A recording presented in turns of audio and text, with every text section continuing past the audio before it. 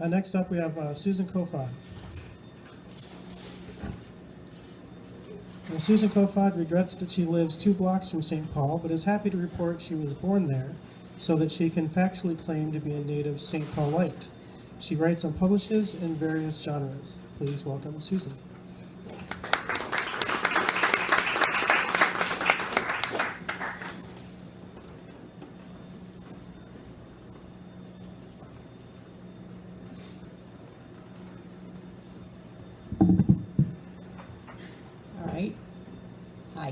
I'm going to read 2 pieces tonight. They're very short. One appears in this year's almanac. The other one is a piece that appeared online and in print for the Revolver magazine.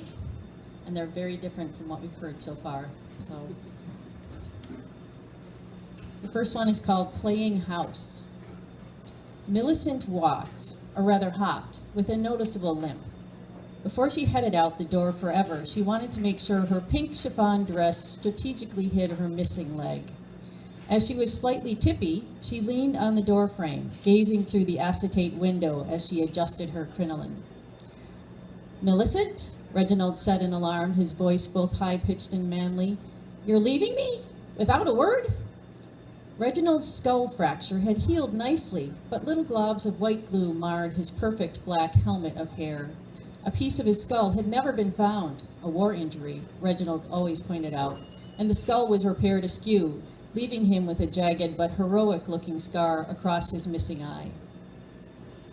"Yes," Millicent said, a bit too dramatically. She composed herself and said something she knew she would probably regret.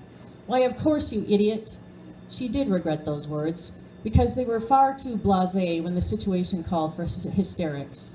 She threw herself onto the rosewood settee, the one where Janie had laid her lime green lollipop. The lollipop stuck to Millicent's best and only dress, its gloppy syrup instantly gluing her to the settee. She was stuck, and that was the last thing she wanted Reginald to know. She calmly smoothed out her dress, once again strategically positioning it over her missing leg. She casually leaned one stiff arm on the settee, thinking her blurry reflection in the tinfoil mirror quite handsome.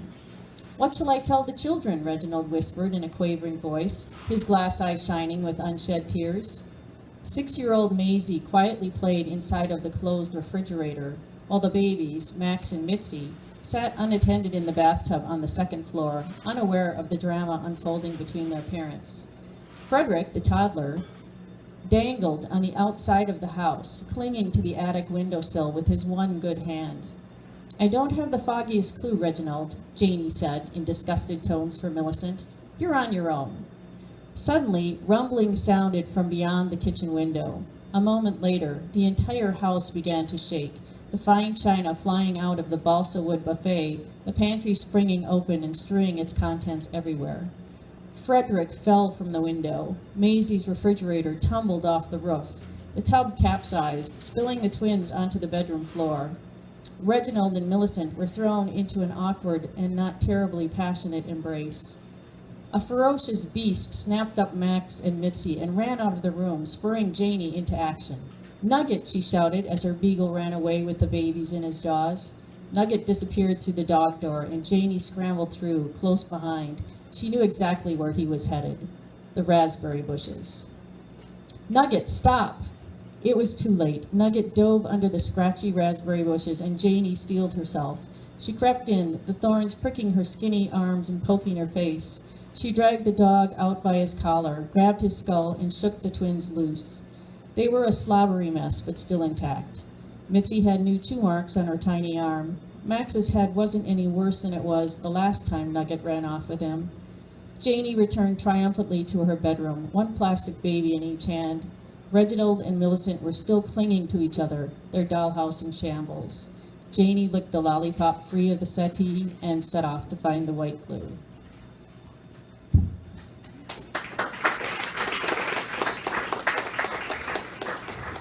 And this is my piece in this year's almanac, available for $15, and you can buy them from David after the show.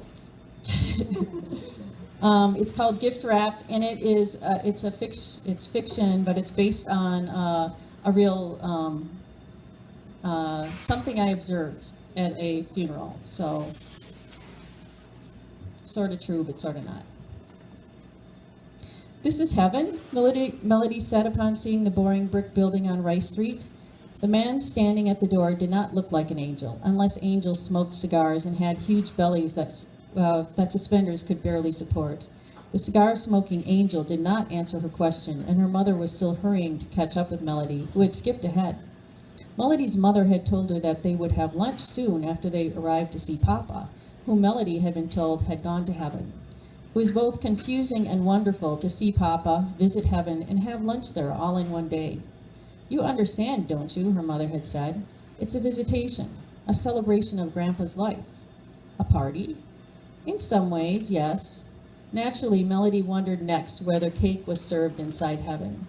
She hoped it wasn't like the kind Kara had at her birthday. Carrot cake, yuck.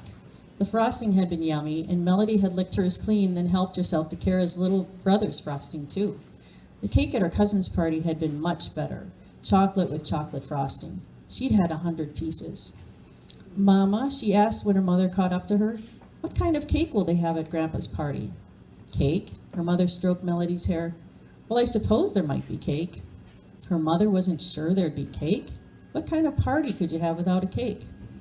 They passed by the pot-bellied angel and stepped inside, passing through a thickly carpeted hallway that Melody longed to run through but couldn't, since her mother held her hand so tightly. People whispered. Some cried quietly. There wasn't a balloon or present to be seen. Papa's visitation didn't seem much like a party at all, she wanted to complain, but the hushed atmosphere made her timid, and her mother's grip was growing more commanding by the moment.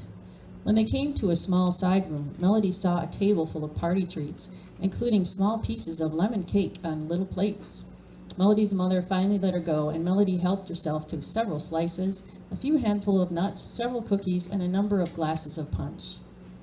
She spotted her grandpa lying in an ornate box at the far end of the adjacent room, surrounded by an entire flower shop's worth of arrangements. The box Papa slept in was lined with purple silk, the color of Melody's favorite party dress.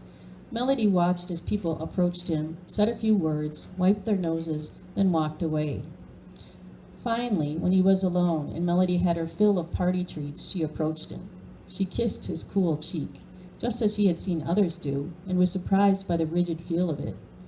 But most perplexing were his glasses, perched unnecessarily atop his nose, positioned squarely in front of his closed eyes. Melody felt a question forming in her mind and turned to look for her mother, but her mother was at the opposite side of the room and in a conversation with strangers. Besides, what would she ask exactly? Melody would simply have to find out for herself. So she stood on her tiptoes, and with a sharp twist of her shoulders, she was able to lay her head on the pillow next to his. She looked out through Papa's glasses, imagining the view he saw in heaven, and whispering to him about the one he couldn't see. "The cake was delicious, Papa," she said. "Best I ever tasted."